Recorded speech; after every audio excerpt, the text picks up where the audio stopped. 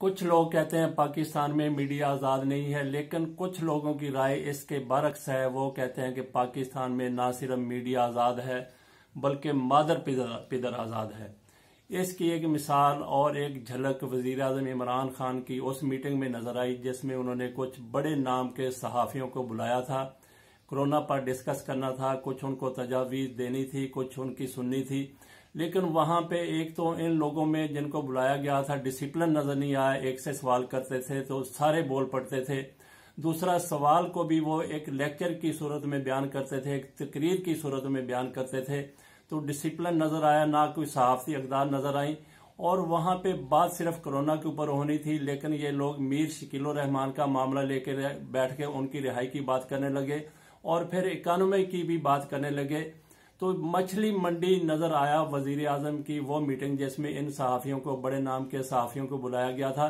एक तो इनमें इमरान थे, एक इनमें रऊफ क्लासरा थे, मोहम्मद मालिक थे, नदीम मलिक थे, इरशाद भट्टी थे।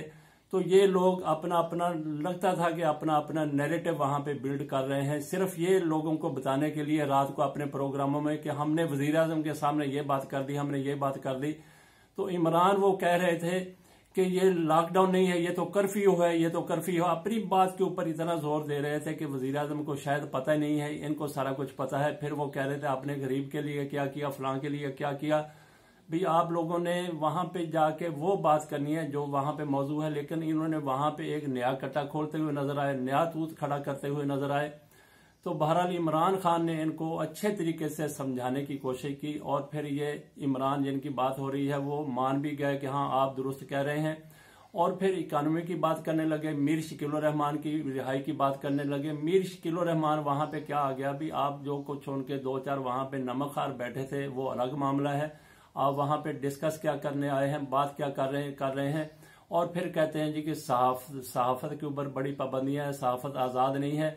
तो वहां पे तो ये नजर आया ना सिर्फ सहाफत आजाद है बल्कि मादर पिदर आजाद है। और जो जिन सहाफियों को वहां पे बुलाया गया उन्होंने भी सहाफती अक़दार का, सहाफती अखलाकियात का मुजाहरा नहीं किया, बल्कि अपना अपना बयानिया वहां पे अपनी वहां पे टौर टप्पा बनाने के लिए वहां पे ऐसी बातें करते रहे जिनकी कतई जरूरत नहीं थी।